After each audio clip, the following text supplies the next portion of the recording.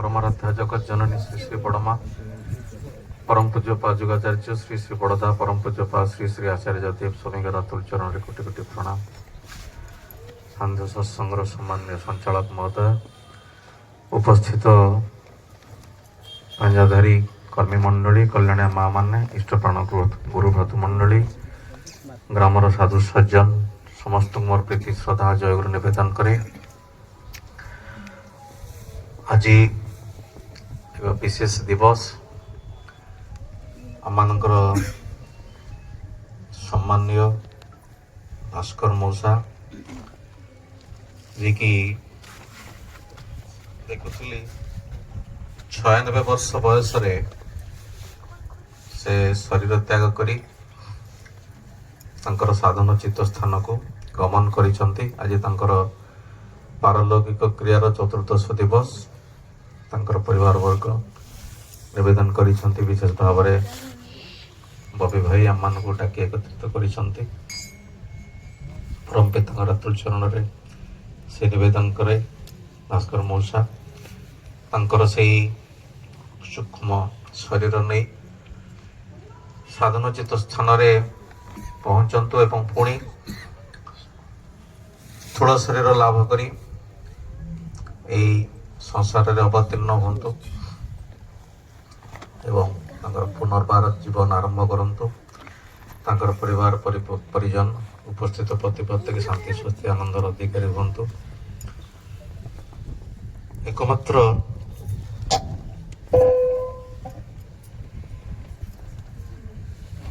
आर्य ऋषिर जो परंपरा मनुष्यर आसवा जीवा ये सब अत्यंत सूक्ष्म तत्व को ऋषि माने अति संतर्पण रे निजर सूक्ष्म तंत्री दे जहाँ अनुभव कर दे जाइछंती अन्य कौन सी जगार कौन सी संप्रदाय ता आमे शुणा पाऊना।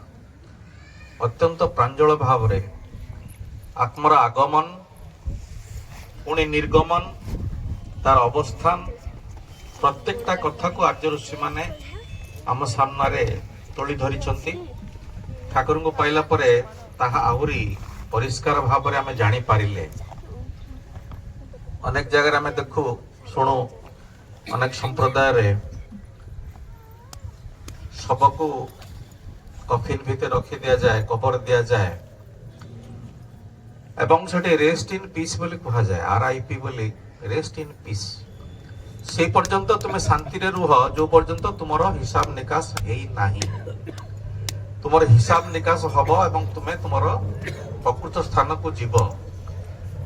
एटा अन्य संप्रदाय रे एभली भावना थाए किंतु आम माने जानू आर्य संस्कृति रे ऋषि माने जहा कहिसंती हिसाब निकास हेई सारला परे आत्मा शरीर छाड़ी चली जाए। से डिसाइड करे तार समस्त कर्म ताको अनुशीलन करी से पुनर्बार को जगार जन्म लाभ करिवो। से एइटी तार सिद्धांत नहीं तापरे शरीर छाड़े। शरीर जो आत्माटा को धरी रखा अक्षम हुए से से चली जाए एवं तार सब किसी स्थिरीकृत हो जाए। कोठी रहिबो, केते दूरे रहिबो, केते उच्चरे रहिबो, पुणी केवे जन्म लाभ करिवो, ये समस्त जिनस ठाकुर कहले धर्म कर्म जेते ही कर मरण को किंतु होशियार। ये शेष समयटा आम समस्त गुरुत्वपूर्ण। प्रभु कृष्ण जो कथा कहले जंग जंग व्यापी स्मरण भाव त्यजत्यंते कलेवरम तंग तमैवती कौंतेय सदा तदभाव भावित। ये शेष धाड़ी शेष किछि पद यह सबुठारु गुरुत्वपूर्ण। सदा तदभाव भावित तांको भावना रे सदा सर्वदा भावित ही रुह। एटा प्रभु कृष्ण गीतारे कहिले। श्री ठाकुर एक आम मानक पई अत्यंत सरल साबलील ढंगरे आम मानक पई एभली किछि जिंस सेट कर देले तांको कथा भाबिबा पई हमें बाध्य हवा। भोर उठिबा तांको कथा भाबिबा, तांको चिंतन करिबा, चक्रपट ध्यान करिबा एवं सतनाम जप करिबा, सतनुज्ञा पाठ करिबा ଏହାରି ଭିତର ଦେଇ ମୁଁ ଚେତନ ହେଇ ଉଠେ। ପ୍ରାର୍ଥନା ସମୟ ଲଗେଇକି ଗୋଟେ ଜାଗାରେ ପାରିବାରିକ ସତ୍ସଙ୍ଗଟି ଥିଲା, ସେଠି ସେଇ କଥା ଆଲୋଚନା କରୁଥିଲି। ପିଲାମାନେ ଇଷ୍ଟପତି ସମ୍ପର୍କରେ ଏଥିରେ ସେମାନଙ୍କର ଆସିନାହିଁ, ବୋଧ ଆସିନାହିଁ। ବହୁତ ବଡ଼ ବଡ଼ ହେଲେଣି, ପିଲା ଛୁଆର ବାପା ମା ହେଲେଣି। ମୁଁ କହିଲି ଏଇ ଯେ ଜୀବନଟା ଆମମାନଙ୍କର, ସେ ଆଚାର୍ଯ୍ୟଦେବ କୁହନ୍ତି, ଶିଶୁ ବର୍ଦ୍ଧାଙ୍କ କଥା ମଧ୍ୟ ଆମେ ଜାଣିଛନ୍ତି। ଶିଶୁ ଦାଦା ଯୋଉ କଥା କହିଲେ, ଏଇ ଜୀବନ ନିକଟରେ ଆମେ ଋଣୀ। ଆଚାର୍ଯ୍ୟଦେବ କହୁଛନ୍ତି ଏଇ ଜୀବନରେ ଆମେ ଭାଗ୍ୟବାନ, ପ୍ରଭୁଙ୍କର କାମ କରିବାର ସୁଯୋଗ ପାଇଛନ୍ତି। ମୁଁ ସେଟା ଏଭଳି ସହଜ ଭାବରେ ଶ୍ରୀ ଠାକୁର ସେ ବ୍ୟବସ୍ଥା କରିଛନ୍ତି, କୌଣସି ପ୍ରକାର କ୍ଲିଷ୍ଟ ସାଧନା କରିବାର ନାହିଁ। ଅନୁରାଗର ସହିତ ନାମ କରିବା ପାଇଁ ପଡିବ। ଅନୁରାଗର ସହିତ ନାମ କଲେ ନିଜେ ନିଜେ ଆପନି ହଏ ପ୍ରାଣାୟାମ ହେଇ ଚାଲିବ ଏବଂ ପ୍ରଭୁଙ୍କର ଚିନ୍ତା ସଦା ସର୍ବଦା ମଥାରେ ରହିବ। ତାପରେ ଆସୁଛି ଯାଜନ, ଡିପି ୱାର୍କସ, ଏଭଳି ଜିନିଷ ପରବର୍ତ୍ତୀ ଆଚାର୍ଯ୍ୟ ଗଣ ଆମମାନଙ୍କ ପାଇଁ ରଖିଦେଇଛନ୍ତି। ସବୁବେଳେ ତାଙ୍କ ଭାବନାରେ ମତ ରହିବାର ଗୋଟେ ଅପୂର୍ବ ସୁଯୋଗ ସୃଷ୍ଟି ହେଇଛି। ତେଣୁ ତାଙ୍କରି ଭାବନା ନେଇ ଆମକୁ ଚାଲିଯିବା ପାଇଁ ପଡିବ। ଠାକୁର ଅତ୍ୟନ୍ତ ଦୃଢତାର ସହିତ କହିଛନ୍ତି ଯେ ସାମାନ୍ୟ ଟିକିଏ ଇଷ୍ଟକର୍ମ କରେ, ତାର ପରବର୍ତ୍ତୀ ଜନ୍ମରେ ଉନ୍ନତି ନିଶ୍ଚିତ। ଠାକୁର ଗ୍ୟାରେଣ୍ଟି ଦେଇଛନ୍ତି। ତେଣୁ ଏଇ ଯେ ଭାସ୍କର ମଉସା ଥିଲେ, ତାଙ୍କର ଫଟୋଟି ଆମେ ଦେଖୁଛନ୍ତି, ଅତ୍ୟନ୍ତ ଦେବୋପମ ଚରିତ୍ର ଭଳି ଦେଖାଯାଉଛନ୍ତି, ସାଧକ ଶ୍ରେଣୀୟ। ନହେଲେ 96 ବର୍ଷ ବଞ୍ଚିବା ଏତେ ସହଜ ନୁହେଁ ବର୍ତ୍ତମାନ ସମୟରେ। ଆଜି ଦେଖୁଥିଲି ଗୋଟେ ବିଦେଶୀ ବୈଜ୍ଞାନିକ ଗୋଟେ ସୁନ୍ଦର ମନସ୍ତାତ୍ତ୍ୱିକ ବାର୍ତ୍ତା ଦେଇଛନ୍ତି, ଯାହା ଆର୍ଯ୍ୟ ଋଷିମାନେ ଆମକୁ କେତେ ହଜାର ବର୍ଷ ତଳେ ଦେଇଥିଲେ। ସେ ଗୋଟେ କଥା କହୁଛନ୍ତି, ମଣିଷ ସାମ୍ନାରେ ଯେତେବେଳେ ଖାଦ୍ୟ ରଖାଯାଏ, ପାନୀୟ ରଖାଯାଏ, ସେ ଖାଦ୍ୟ ଏବଂ ପାନୀୟ ତାର ଭାବନାଟାକୁ ଗ୍ରହଣ କରିଦିଏ। ଏବଂ ସେ ଯଦି କ୍ରୋଧିତ ହେଇଛି, ଅହଙ୍କାର ସମ୍ପନ୍ନ ହେଇଛି, କାହା ଉପରେ ତାର ରାଗ କ୍ରୋଧ ଇତ୍ୟାଦି ରହିଛି, ଈର୍ଷା ହିଂସା ରହିଛି, ସେଗୁଡିକ ତାରି ଖାଦ୍ୟ ଭିତର ଦେଇ ମଧ୍ୟ ତାର ଭିତରକୁ ଆଉଥରେ ଯିବ। ତେଣୁ ଖାଦ୍ୟ ପାନୀୟ ସାମ୍ନାରେ ରହିଲେ ସେମାନେ ଆମର ଭାବ ଗୁଡିକୁ ଗ୍ରହଣ କରନ୍ତି। କେତେ ସୂକ୍ଷ୍ମ ତତ୍ତ୍ୱ ଆର୍ଯ୍ୟ ଋଷିମାନେ ଆମ ପାଇଁ ଦେଇଛନ୍ତି ଏବଂ ଆମେ ସେଇ ସୂକ୍ଷ୍ମ ତତ୍ତ୍ୱକୁ ହରେଇ ଚାଲିଛନ୍ତି। କାଳକ୍ରମେ ତାର ମୂଳ ଜିନିଷ ହେଇଛି ସୂକ୍ଷ୍ମ ସାଧନା ଆମମାନେ କରୁନାହାନ୍ତି। ପିମ୍ପୁଡି ମାନେ ଜାଣି ଦଉଛନ୍ତି 2-3 ଦିନ ପରେ ବର୍ଷା ହବ, ତେଣୁ ତାଙ୍କର ଯାହା ଧନ ସମ୍ପତ୍ତି ଅଛି, ଖୁଦ ତାଙ୍କର ଯୋଉ ଅଣ୍ଡା ଗୁଡିକ ଧରି ସେମାନେ ସବୁ ଚାଲନ୍ତି। ମଣିଷ କିନ୍ତୁ ସାଟେଲାଇଟ ଚିତ୍ର ନ ଦେଖିଲେ କହିପାରିବ ନାହିଁ। ପିମ୍ପୁଡି ଭଳି ଏତେ କ୍ଷୁଦ୍ର କୀଟଟିଏ, ସେ ଜାଣି ଦଉଛି 3 ଦିନ ପରେ ବର୍ଷା ହବ, ମଣିଷ କିନ୍ତୁ ଜାଣିପାରୁନାହିଁ। ମଣିଷ ଗୋଟେ ଘରେ ରହିକିରି ମଧ୍ୟ କାହାର ମନକୁ, ସ୍ୱାମୀ ସ୍ତ୍ରୀର ମନ ବୁଝି ପାରୁନାହିଁ, ସ୍ତ୍ରୀ ସ୍ୱାମୀର ମନ ବୁଝି ପାରୁନାହିଁ, ପିଲାମାନେ ବାପା ମାଙ୍କ ମନ ବୁଝି ପାରୁନାହାନ୍ତି। ଆମ ଆଜି ଗୋଟିଏ ଘରେ ରହିକିରି ହଜାର ହଜାର ମାଇଲ ଦୂରତାରେ ରହିଲା ଭଳି ଅବସ୍ଥା ହେଇଯାଇଛି। ମଣିଷଟା ଈଶ୍ୱରଙ୍କର ଯୋଉ ଶ୍ରେଷ୍ଠ ଜୀବଟା କି ଅବସ୍ଥାରେ ପହଞ୍ଚି ଯାଇଛି, ତା ମୂଳରେ ରହିଛି ଆମେମାନେ ଗଡଲି ବ୍ରେନ ସହିତ ଯୁକ୍ତ ହେଇପାରୁନାହୁଁ। ମୁଁ ତମ ସେ କଥା କହୁଥିଲି, ଇଷ୍ଟଭୂତିର କଥା। ଜଣେ ପିତାମହ ଭୀଷ୍ମଙ୍କ ଭଳି ଜଣେ ଇଣ୍ଟେଲେକ୍ଚୁଆଲ ବ୍ରେନ ଭାରତବର୍ଷର ସମସ୍ତ ଚିତ୍ର ବଦଳେଇ ଦେଲେ।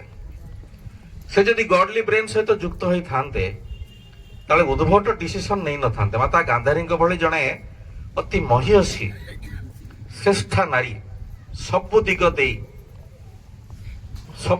ଦେଇ ଅତ୍ୟନ୍ତ ପରିପୂର୍ଣ୍ଣ ନାରୀକୁ ସେ ଆଣିଲେ, ନିଜର ଅନ୍ଧ ପୁତ୍ରକୁ ବାହା କରିଦେଲେ ଏବଂ ଏଇ ଧର୍ମ ପାଳନ କଲେ ରାଜଧର୍ମ। ରାଜା ଧର୍ମରେ ଅଛି, ଯୋଉ ଦେଶ ଜୟ କରିବ ଯିଏ, ସେ ଦେଶର ସମସ୍ତ ଜିନିଷ ତାର ଅଧିକାରକୁ ଆସିବ। ପିତାମହ ଭୀଷ୍ମ ଯେହେତୁ ଗଡଲି ବ୍ରେନ ସହିତ ଯୁକ୍ତ ନଥିଲେ, ଅତ୍ୟନ୍ତ ଇଣ୍ଟେଲେକ୍ଚୁଆଲ ବ୍ରେନ, ତତ୍କାଳୀନ ସମୟରେ ଯଦି କହିବା ପ୍ରଭୁ କୃଷ୍ଣଙ୍କ ପରେ ସିଏ ଥିଲେ ମୋଷ୍ଟ ଇଣ୍ଟେଲିଜେଣ୍ଟ।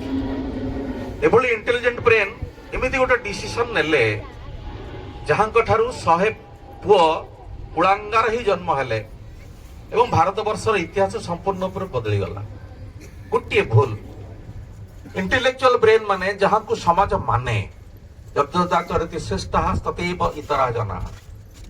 ଶ୍ରେଷ୍ଠ ଲୋକମାନେ जो आचरण करती इतर लोक माने ताको अनुसरण करती एवं ए श्रेष्ठ लोक माने इंटेलेक्चुअल ब्रेन माने जो माने भाबंती आमे अनेक किछि जाणु से माने जदि गॉडली ब्रेन सहित युक्त न हुअंती तांक ठारू सब उद्भट कल्पना सब आसे धर्म ना रे जेते रकमर उद्भट चिंता सब आसे वर्तमान जो भले भाबरे आसुची देशर अवस्था कुआडे के जाउछ माने देखुचंती तेणु गॉडली ब्रेन सहित युक्त हवा पे हेले इष्टभूति आवश्यक इष्टभूति आ गोटे जिनस करे मूल जिनस होची प्रथम धाड़ीटी आमे प्रभु को जानू प्रभु किए जीव जगत जीवन कारण करुणामय प्रभु जीव जगतर जीवनर कारण जी सोर्स जी से होचंदी मोर अत्यंत करुणामय प्रभु द्वितीय धाड़ी होची तुमरी दयारे लभेछि जन्म पाई अछि मुई सब ए धाड़ीटा मनुष्यर अहंकार को पतला करते अहंकार जोंठु जते घन तार अज्ञानता सेते बेसी आज मनीष पशु ठारू हीन होइछि पशु तुल्य भी कहि हबो नाही मनीष को पशु ठारू हीन होइछि एति पाई से अज्ञान होइछि एवं तार अहंकार मनुष्य जेतेबेले निजर पुरुषाकार को नहीं किछि हासिल करे किछि योग्यता हासिल करे ता भितर तार अलक्ष्य जोटा केष्टदांकर हेतिला तार अलक्ष्य गोटे जिनस बढ़ी जाए ता होछि अहंकार केष्टदास से कथा ठाकुर को पचारुचंती ठाकुर आपण को बुझिया पई मते 12 वर्ष समय काहे लगे ठाकुर से कथा कहिथिले कहले केष्टदा तमे जो दिन फिजिक्स रो गोल्ड मेडल तुम बेकरे गळै दिया गला यूनिवर्सिटी तरफ से तुम बेकरे आ गोटी मेडल गळै दिया हैथिला अदृश्य भाव केष्टदा आश्चर्य हो गले ठाकुर कहले सेटा होछि अहंकार रो मेडल तुम जो दिन मेडल पाइलो गोल्ड मेडल तुम भितर अहंकार छाई गला एवं तारी जगु तुम मते बुझिबा पे 12 वर्ष लागि गला तेणु आमे माने जे जो क्षेत्र रे रहुना काहे की जेतेबेले आमे किछि पुरुषाकार को व्यवहार करी निजर ईश्वर दत्त ए पुरुषाकार जो शक्ति ताको व्यवहार करी आमे जेतेबेले किछि हासिल करू सेतेबेले आम भितर अहंकार बढ़ी जाए एवं ए अहंकार को नमनीय करिबा पई पासिव करिबा पई गुरुंकर आवश्यकता अछि रामदास जेमति मझे मझे शिवाजी को बाबाजी करी पठे दउथिले जेतेबेले शिवाजी के मन रे सामान्य अहंकार सृष्टि होतला रामदास अनुभव करूथिले से पठे दउथिले सन्यासी करी करी एवं तांकर पुणी अहंकार पासिव हो जाउतला पुणी सिंहासन समर्पित देगिरी रामदास चल जाउथिले गुरुंकर काम होछि से एवं इष्टभूति एभଳି गोटे जिंस जोटा आमे माने जा जानि छंती ठाकुर तांकर मांकर कोनोसी कथा को केबे तळे पके ना किंतु एई गुटी जगह ठाकुर मां को कथा को मानि नथिले सेटा होछि इष्टभूति बंद करिवा कथा जदन मां कहिले ठाकुर कहले मां मनुष्य को बंचीबा पई या ठारू अन्य किछि थाई पारे बोली मोर मन हुए ना तबे एई बंचीबाटा खाली शरीर बंचीबा नुहे जीवन बंचीबा मध्य आमानकर काम एवं जीवन को बंचीबा पई शरीर बंचीबा पई आहार दरकार कर्म दरकार जीवन को बंचीबा पई धर्म करिवा दरकार एवं से धर्मीय पुरुष आसीचंती धर्मर मार्ग बतई देइचंती सबुठार हतभाग्य आमे जो माने धर्म पालन करिया पई बहुत इंटेलेक्चुअल ब्रेन आज मध्य कल्पनार भगवान को लेकिन चली कल्पनार भगवान आमे वास्तव वास्तव मनुष्य किंतु कल्पनार भगवान आमर कौन करिवे किंतु बहु ज्ञानी गुणी माने मध्य एबे भी कल्पित भगवान को नहीं धर्म साधना करुचंती तेणु जहाँ आवा कथा होची ठाकुर आसिले चरम वास्तववादी एवं जीवनवादी मध्य आमान को जीवनर अत्यंत गुड़ रहस्य सब सहज सरल भाव में बतई देइछंती निजे आचरण करी परवर्ती पीढ़ी मानक भितर दे जोटा आगुर नथिला आम सामने तोली धरिचंती निवेदन रखे ये जे शरीर पाइचंती अत्यंत मूल्यवान आगामी जन्म में कौन हवा जानी ना तेणु जेतिकी बाकी अच्छी सेतिकी समय अंतत तांको पाई दबा तेणु सदा तद्भाव भावित जोटा प्रभु कृष्ण कहले प्रभु गीतार जहाँ कही ठाकुर अति सहज सरल भाव में से सब प्राक्टिकालाइज कर देइछन्ते हम मानक तो सदा तद्भाव भावितर जो फर्मुला ठाकुर दे देइछन्ते जजम जाजन इष्टभूति एवं वर्तमान आचार्य देइछन्ते टीपी वार्क तारी भितरे तांकरी कथा भाविबार अपूर्व ସୁଯୋଗ ଆମେ ଲାଭ କରୁଛନ୍ତି। ଆସନ୍ତୁ ସେ ନିବେଦନ ରଖେ ଏ ଜୀବନଟାକୁ ସାର୍ଥକ ମଣ୍ଡିତ କରି ତୋଳିବା। ପରିଶେଷରେ ସେ ଭାସ୍କର ମଉସା ତାଙ୍କର ଗତି ସୁଗମ ହଉ, ଆମମାନଙ୍କର ବା ଏଇ ସତ୍ସଙ୍ଗର ଯୋଉ ପୁଣ୍ୟ ସେ ପ୍ରାପ୍ତ ହୁଅନ୍ତୁ। ଆମମାନଙ୍କର ମିଳିତ ନାମ ଜପର ପ୍ରଭାବ ତାଙ୍କୁ ଆହୁରି ସୁନ୍ଦର ସାବଲୀଳ ଭାବରେ ତାଙ୍କ ଗନ୍ତବ୍ୟ ପଥରେ ଆହୁରି ଆଗେଇ ନେଉ। ତାଙ୍କର ପରିବାର ବର୍ଗ ଉପସ୍ଥିତ ପ୍ରତି ପ୍ରତ୍ୟେକ ଶାନ୍ତି ସୁସ୍ଥି ଆନନ୍ଦର ଅଧିକାରୀ ହୁଅନ୍ତୁ। ଏହି ପ୍ରାର୍ଥନା। ଜୟ ଗୁରୁ।